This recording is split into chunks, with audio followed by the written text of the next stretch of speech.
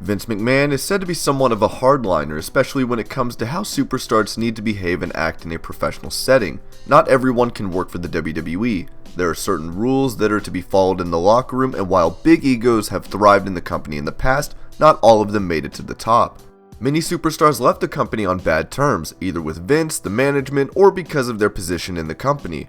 While some of them returned to the organization, with Vince always leaving the door open, certain superstars have made it clear that they aren't willing to compromise their integrity. My name is John, and in this video we take a look at 10 superstars that will never return to the WWE. Certain superstars are easy to deal with, and then there are those who might rub people the wrong way. Loki is one of the veterans in the business, and has made a name for himself through his body of work in Ring of Honor and TNA Impact Wrestling. Over the years, Loki has proved that he is one of the best talents on the independent scene, winning the ROH World title and the TNA X Division title during his stints with both the promotions. All of the deals pointed to Loki getting signed by WWE when they started rating the Ring of Honor talent a decade ago. As expected, Loki signed with the promotion and was unveiled as a participant on the second season of NXT. Loki, now named Khali, won the season and as a result received the opportunity to face any champion of his choosing on the main roster. While many expected Khali to do well in the company, his relationship with management had reportedly soured just weeks after he made his main roster debut. Khali lost a series of matches, and just about 4 months on the main roster, Khali had parted ways with the promotion. Loki has gone on to state that it was never his goal to go to WWE, and that he wasn't even thinking about returning to the promotion. If we're talking about individuals who empower the performers competing for indie promotions, Colt Cabana's name would definitely top that list. While every pro wrestler might dream of working for the WWE, Cabana has proved time and time again that you don't need to work for the leading sports and entertainment organization in the world, at least not in order to make a name for yourself. However, when the opportunity presented itself in 2007, Cabana decided to give it a shot. After spending some time at the WWE developmental territory, Cabana finally made his main roster debut in 2008, but quickly understood that he wasn't going to go anywhere in the promotion. Dubbed as Scotty Goldman, he competed in a series of matches, often finding himself on the losing end. Within 6 months of making his main roster debut, Cabana was granted his release from the promotion and has since made waves on the indie scene, establishing himself as one of the biggest stars in the business.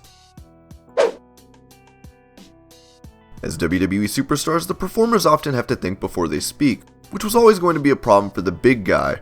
Ryback initially received a major push in the company, challenging CM Punk for the WWE Championship in a Hell in a Cell match.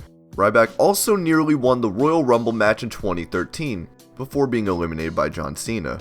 After a phenomenal first year as a singles competitor in the WWE, things started to change for the big guy. The fans soon turned on him, chanting Goldberg, and while Ryback was visibly frustrated at the lack of opportunities in the WWE, he did face Kalisto on the pre-show at WrestleMania, and once again during the pre-show at Payback in 2016. This proved to be the final straw for the big guy, as he reportedly packed his bags and went home. Ryback alleged that he wasn't being paid what he deserved, and claimed that he was frustrated by a lack of direction for his character. WWE and Ryback parted ways soon after, with the former superstar venting his frustration at every opportunity he gets, essentially closing the door on a possible return down the line. Some superstars aren't meant to join WWE. 15 years ago, it was Ultimo Dragon who understood that he was better off not competing in the company. Sin Cara made a similar decision in 2014 when he parted ways with WWE. Sin Cara was a major star and is still a major star in Mexico, and with WWE looking for someone to replace Rey Mysterio, to be somewhat of a catalyst for the Hispanic market, they decided to sign Sin Cara. The Mexican sensation arrived in WWE to much fanfare, but found it difficult to make any sort of impact in the company. On top of this, Sin Cara really became the butt of jokes, often injuring himself and botching his high-flying moves, and WWE soon lost patience with the superstar. And this would lead to WWE finding someone else to play the Sin Cara character, and the superstar quietly left the promotion in 2014, just 3 years after making his debut. Cara has since spoken out about his time with the promotion, stating that the company did not allow him to wrestle his style, making it impossible for the superstar to put on any good matches. When the great Khali won the World Heavyweight title a decade ago, the fans started complaining about the superstar's lack of dexterity and how he did not deserve the win so soon. So there's little chance that the fans would be heartbroken about Khali never returning to the WWE. Saying that, Khali made a one-off appearance last year helping Jinder Mahal during the Punjabi prison match at Battleground, but the fans haven't missed the gigantic superstar over the past couple of years, and with WWE signing a few more talents from India, Khali's WWE career is all but over. Mr. Kennedy has a rather unfortunate story. The superstar was expected to become a world champion in WWE. Instead, he remains a case of what if. Mr. Kennedy became one of SmackDown's top stars within a year of his debut, won the Money in the Bank ladder match at WrestleMania 23, and while Kennedy had the looks, the verbal skills, and the in-ring talent to ascend the proverbial ladder, the one thing he did not have was Lady Luck by his side. When Kennedy was expected to cash in his contract to win the world title from the injured Undertaker, Kennedy found himself on the doctor's table. When Vince McMahon faked his own death, Mr. Kennedy was reportedly in line to receive a major push, but those plans had been nixed, thanks to the Benoit murder-suicide incident. And when the braggadocious superstar finally had one more opportunity to be revealed as Vince McMahon's bastard son, he was suspended during the steroid scandal that rocked the promotion a decade ago. Kennedy never recovered from those setbacks, and while he was injury-prone, he reportedly rubbed top stars Cena and Orton in particular the wrong way. With Kennedy nearly dropping Orton on his neck and shoulders on Raw, that proved to be the final nail in his coffin, and he was let go just days after the incident.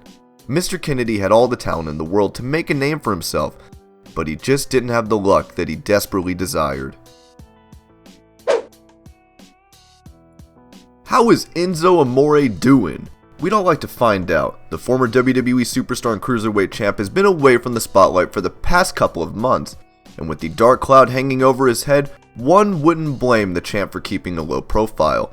Enzo had the world at his feet after being made fun of and kicked out of the WWE locker room. Amore had a real statement by winning the cruiserweight title and bringing some intrigue to the division. While he wasn't the most likable star to say the least, he was at least entertaining, which was what mattered the most to the universe. However, with the rape accusation sending shockwaves through the wrestling fraternity, WWE immediately distanced themselves from the superstar and fired him back in January. While the star has pleaded his innocence from the beginning, there is very little chance we will ever see Enzo again in a WWE ring.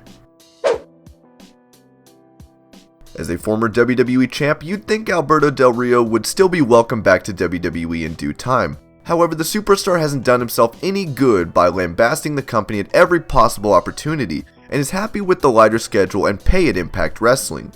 For years, Del Rio has been talking up his retirement from the wrestling industry, and has even mentioned on many occasions that he doesn't see himself competing in a wrestling ring for long. Del Rio was unhappy with his position in the company and accused WWE of making empty promises while signing him back in 2015.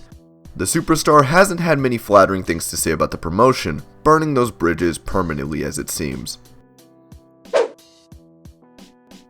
You can ask anyone that follows pro wrestling who they would like to see in the WWE, and chances are they would all name Kenny Omega.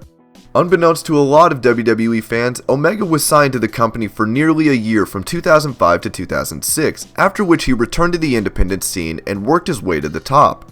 Omega has stated in multiple interviews that his time in WWE's developmental territory, Deep South Wrestling, was poor, and he wouldn't be interested in returning to the promotion anytime soon. Considering the fact that he is one of the few elite talents that is not signed by WWE and is happy working for New Japan and Ring of Honor, the superstar is in no rush to sign with the company. Furthermore, Omega has revealed that he turned down WWE's advances in the past and would be happy ending his career in New Japan Pro Wrestling. There is no one in the wrestling world that believes, even for a moment, that CM Punk would ever return to the WWE.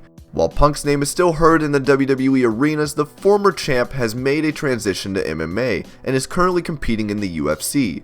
Also, Punk's allegations during his earth-shattering podcast appearance with Colt Cabana will never be forgotten, nor will it be forgiven by Vince McMahon and the powers that be. Punk received his termination papers on the day of his wedding, once again highlighting the animosity between the star and the company, and Punk is happily retired from pro wrestling. WWE has moved on, and while legends have returned to the company after falling out with Vince, But I think that we can agree that Punk doesn't seem as forgiving as the likes of Brett or San Martino. And so I will leave you with one question. Do you think CM Punk will ever return to the WWE? If you have a reason, go ahead and post it with yes or no in the comments below. And these were 10 wrestlers that will never ever return to the WWE again. Thank you very much for watching Wrestling Hub. As always, I will see you later with more wrestling videos. Stay tuned.